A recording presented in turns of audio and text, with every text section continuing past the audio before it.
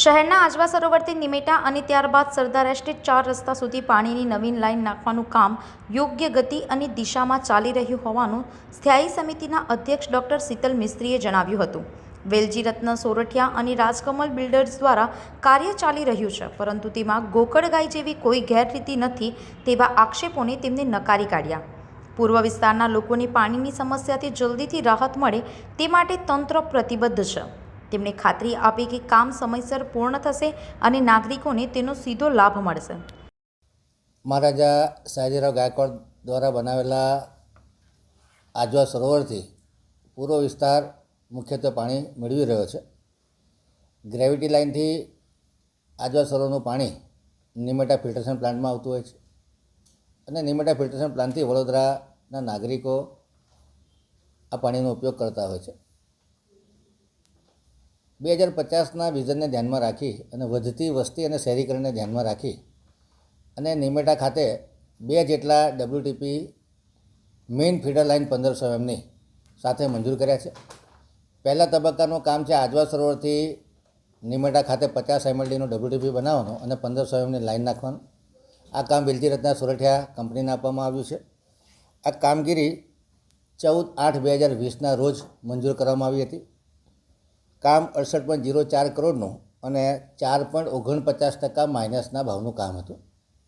ત્યારબાદ આકસ્મિક સંજોગો એટલે કે COVID-19ની મહામારી આવતા જે ફીડર પાઇપલાઇન છે એના ભાવમાં પુષ્કળ વધારો થતાં આ કોન્ટ્રાક્ટરને પોતાને આર્થિક નુકસાન લગભગ 15 કરોડનું પડે એવી શક્યતાઓ હતી, જેના લીધે કોન્ટ્રાક્ટર 2020થી 18/12/2023 સુધી કોઈ પણ રીતે રિસ્પોન્ડ નહોતા કરતા.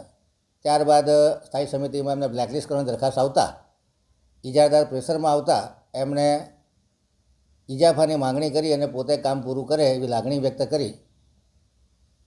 ત્યારબાદ જે 20/10/2023ના રોજ જે નિમેટાનો 5મો પ્લાન્ટ છે એનું કામ રાજકમલ કંપનીને આપવામાં આવ્યું. આ કામ 33.31% વધુ મુજબ 75 MLDનો WTP 155.34 કરોડના ખર્ચે કામ આપવામાં આવ્યું. જો આ કંપનીને બ્લેકલિસ્ટ કરવામાં આવે અને એના ખર્ચેને જોખમે બીજી કંપની પાસે કામગીરી કરવામાં આવે લગભગ 25.72 કરોડ 37.8% વધુ ચૂકવવાના આવતા હતા. આ કંપનીના વકીલે કોર્પોરેશનને નોટિસો મોકલી હતી કે અધિકારીઓના કોરસ્પોન્ડન્સના લેકને લીધે અમારી આખી આર્થિક સાયકલ ખરાબ થઈ ગઈ છે, અમારી ઇકોનોમિકલ કન્ડિશન ખરાબ થઈ ગઈ છે અને અમે આર્બિટ્રેશનમાં જઈશું. અને 10-12 કરોડનું કામ એ વખતે કર્યું હતું અને ત્યાર પછી કોઈ રિસ્પોન્ડ કરતા નહોતા. એટલે બંને પક્ષે નાની મોટી ખામી જણાતા સ્થાયી સમિતિએ એવો નિર્ણય કર્યો કે આ વ્યક્તિ પાસે જ કામ કરાવું, એને 15 કરોડનો ઇજાફો નહીં આપવો અને 25.72 કરોડ રૂપિયા ઓછા પૈસામાં કામ થાય છે એટલે 25.72 + 15 તો 40 કરોડ રૂપિયાનો કોર્પોરેશનને ફાયદો થાય. કામકાજના 2 તબક્કા છે. આજવાથી નિમેટા પાણી લાવવાનું, નિમેટાથી સરદાર એસ્ટેટ 4 રસ્તા સુધી પાણી લાવવાનું. જ્યાં સુધી બીજા ફેઝનું કામ એટલે કે નિમેટાથી સરદાર એસ્ટેટ 4 રસ્તાનું કામ પૂર્ણ ન થાય ત્યાં સુધી વડોદરા નાગરિકોને આ પાણી મળે નહીં.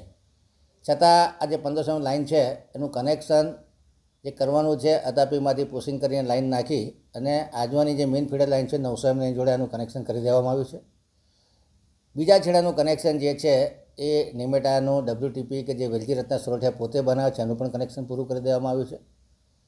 પરંતુ વચ્ચે ગેપ રાખી અને એનું સ્કાવરિંગ કરવાનું છે. 7.5 કિલોમીટર લાઇનનું સ્કાવરિંગ કરવાનું છે, જેને સ્કાવરિંગ કરતાં લગભગ 10 દિવસ જેટલો સમય લાગી શકે. એટલે કામકાજમાં કોઈ ડિલે નથી. આ મહિનાના એન્ડ સુધીમાં એના ઇલેક્ટ્રિકલ મિકેનિકલ કમ્પોનન્ટ પણ લાગી જશે. કંપનીને આટલું મોટું કામ છે, વચ્ચે સમય હતો કે આજવાનું પાણી વડોદરા સુધી પહોંચવા માટે સેકન્ડ ફેઝનું કામ એટલે કે નિમેટાથી સરદાર 4 રસ્તા સુધીનું કામ પૂર્ણ થાય પછી જ આ પાણીનો ફાયદો જનતાને મળી શકે. આ કંપનીને જ્યારે ફરી એક્સટેન્શન આપ્યું ડિસેમ્બરથી મે સુધી ત્યારે 1 કરોડ રૂપિયાની પેનલ્ટી લેવામાં આવી છે. ત્યારબાદ ચોમાસાના લીધે એને સ્ટોપેજ આપવામાં આવ્યું છે અને હાલ થોડી 1-2 મહિના કામગીરીમાં ડિલે ચાલી રહ્યો છે, પરંતુ સમય છે અને જ્યારે ઠરાવ કર્યો ત્યારે 100% એવું લખ્યું છે કે આ કંપનીના 10% પૈસા ગમે તેટલું કામ કરે પણ આપણી પાસે જમા રહેશે. આજની તારીખે આ કંપનીનું 9 કરોડ રૂપિયા જેટલી માતબર રકમ વીએમસી પાસે જમા છે.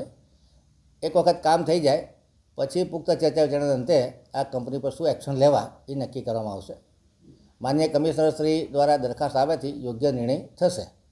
કહેવાનો આશય કે પ્રજાના હિતમાં નાણાંની બચત થાય અને જે સમય અવેલેબલ છે કે જ્યાં સુધી સેકન્ડ ફેઝનું કામ પૂર્ણ ન થાય ત્યાં સુધી પાણી વડોદરાને મળવાનું નથી. એટલે આ જ્યારે મોટા નાણાંની બચત થતી હોય ત્યારે આ એજન્સી પાસે કામ કરવાનું નક્કી કરવામાં આવ્યું છે. આ કામગીરી ચાલી રહી છે. છતાં પેનલ્ટી લેવાની થશે તો યોગ્ય પરામર્શ કરી અને એની પર એક્શન પણ લેવામાં આવશે. પરંતુ હાલ જે કનેક્શન કરવાના છે બંને કનેક્શન પૂર્ણ થઈ ગયા છે. એક જગ્યાએ ગેપ છોડેલી છે અને આ ગેપમાં સ્કાવરિંગ કરવા માટેની ગેપ છોડવામાં આવેલી છે. મને લાગે છે કે આવનારા એકાદ મહિનાની અંદર આ વેલજી રત્ના સોરઠિયા કંપની છે એનું કામ પૂર્ણ થઈ જશે. એના 2-3 મહિના પછી રાજકમલનું જે કામ છે એ પણ પૂર્ણ થઈ જશે અને બંને કામ પૂર્ણ થતાં મને લાગે છે કે પૂર્વ વિસ્તારમાં જે શુદ્ધ પીવાનું પાણી આપવાનું છે, ટ્રીટેડ વોટર આપવાનું છે, લેટેસ્ટ ટેકનોલોજી ક્લેરિફિકેશન ચેમ્બરવાળા આ બંને WTP, એક WTP જે વેલજી રત્ના સોરઠિયાવાળો છે 50 mLનો છે અને રાજકમલવાળો જે WTP છે 75 mLનો છે. એટલે કહેવાનો મતલબ કે 125 mL જેટલું પાણી વધશે. સાથે સાથે આજવા ખાતે એક 35 mLનું પોન્ટૂન છે અને વધુ પાણી વિડ્રો કરવાની જરૂર હોય 150 mLનું પોન્ટૂનની કામગીરી પણ પૂર્ણ થઈ ગઈ છે. એ આજવા સ્થળો પર 150 mLના પોન્ટૂન પણ લગાડવામાં આવે છે. એનું પણ કનેક્શન કરવામાં આવશે. કહેવાનો મતલબ કે સમયનો અવેલેબિલિટી છે, નાણાકીય બચત થઈ રહી છે. કોઈ કોન્ટ્રાક્ટરને બચાવવાની કે કોઈની શેર શરમમાં આવ્યા વગર કોઈને કોઈ જાતનો અમે લોકો સપોર્ટ કરતા નથી. પરંતુ અવારનવાર નોટિસો આપવા છતાં કોન્ટ્રાક્ટર નાણાકીય લોસમાં હોવાથી મને લાગે છે કે કામગીરી થોડી ઢીલી ચાલી રહી છે. પરંતુ આ કામગીરી ઢીલી ચાલે છે એનાથી વડોદરાની જનતાને પાણી નથી મળતું એવું નથી. જ્યાં સુધી રાજકમલનું સેકન્ડ ફેઝનું કામ પૂર્ણ ન થાય ત્યાં સુધી વડોદરાની જનતા આ પાણી મેળવી નહીં શકે. આ બંને કનેક્શન સ્કાવરિંગનું કામ પૂર્ણ થતાં લગભગ 5 mLD જેટલી જે અત્યારે હયાત WTP છે એની કેપેસિટીમાં વધારો થશે. કોઈની શેર શરમ રાખ્યા વગર કોઈને સપોર્ટ સ્થાયી સમિતિ કે સ્થાયી સમિતિના કોઈ સભ્ય કરતા નથી. સંવાદદાતા સાથે અભિપ્રાય ન્યૂઝ વડોદરા. વધુ સમાચાર જોવા માટે અમારી YouTube ચેનલને સબસ્ક્રાઇબ કરો અને જોડાયેલા રહો ફેસબુક, ઇન્સ્ટાગ્રામ અને ટ્વિટર પર.